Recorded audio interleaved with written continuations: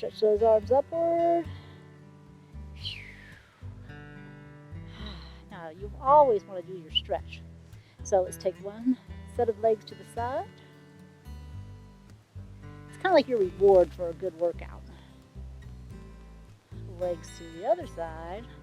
Then we're going to do our regular lower body stretch sequence here. So if you remember it, you can kind of go through it at your own pace.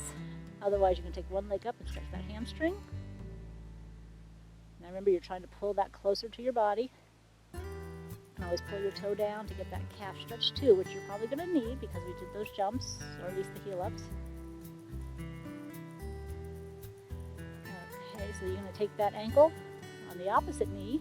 The leg is supposed to be out to there. Let's see if it stays there. Grab the leg that's on the floor. Now, important, pull your shoulders away from your ears. Once you do that, you might drop your arms, so you might need to pull that in again. And breathe.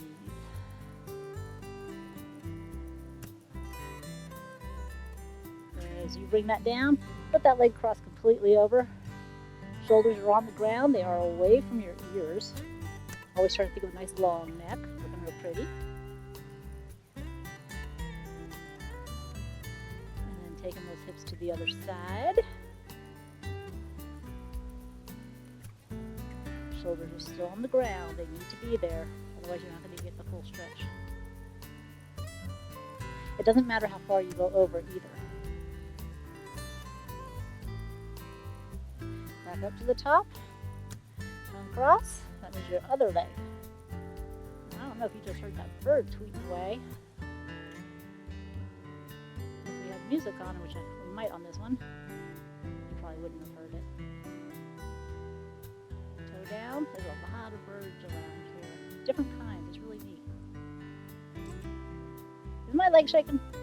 Yeah, it's probably because I worked it. If yours is shaking, that's good too.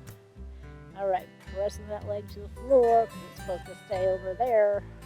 I know mine won't. But pull it in and we'll do the best we can. Alright, get those shoulders back and down towards the floor, away from the ears. We pull that leg in. You should be getting a good glute and hip stretch on the leg that's bent on top of your other knee. I hope that makes sense. I know you're going to feel it where you're supposed to feel it. So. Release that. Cross it over.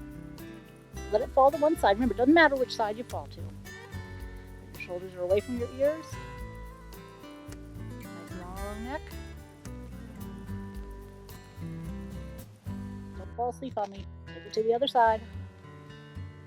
Although that stretch feels really good.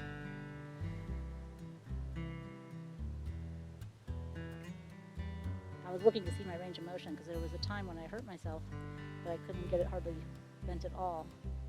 But like anything else, you keep working through it. And no, I did not hurt myself working out. I'll tell you in a second. Knees to your chest. Pull it on in close. Now if you want to, you can bring your head up to meet your knees and stretch the whole spine. I fell through the attic, and if you don't remember, it's on my blog. Maybe for about 2 years ago. Yeah, so I was pretty messed up. Nothing broken or anything, but still. Roll onto your stomach. It just shows you where you could be in one state, and then you lose flexibility, but then you just keep working at it. On up to our hands and knees. Angry cat. And to be honest with you, I was beginning to wonder if I was ever going to get back to where I was, but I did. Good, and bring it down, sit back on your heels. That's why we always talk about things being in perspective to what you can do. It doesn't matter what I can do or somebody else can do. If you're making small improvements, you're getting to your goal. Back up. Another angry cat. I'm fisting it. Pushing that belly button all the way to the sky. I think mine's going all the way to the sun right now. And like I said, if you know this part of the routine, that's fine. You don't have to hold the stretches and stuff as long as I am. It just feels good at the end of a workout when you've got the time for it. You're pressing your chest towards the floor, reaching your fingers out, and sitting your butt on your heels, all that at the same time. Back up. Now this time you can stand up, then stand up slowly. We're rolling up, slowly coming up with the head. Shoulders are back and down, arms are out for our diagonal stretch. Squeezing the shoulder blades.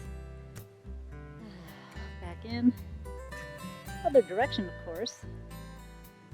Now, even though we didn't directly, well, yes, we did directly hit your triceps, did we? Well, I guess we got to stretch them anyway.